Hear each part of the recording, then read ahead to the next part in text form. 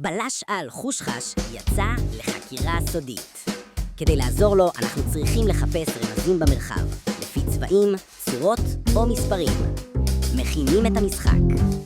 כל שחקן מקבל 5 קלפי חושחש, מאותו צבע, ומניח אותם לידו.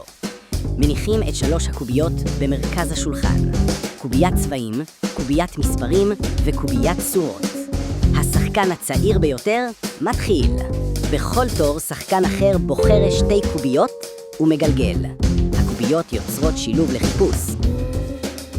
כולם מחפשים במרחב את הדבר המתאים.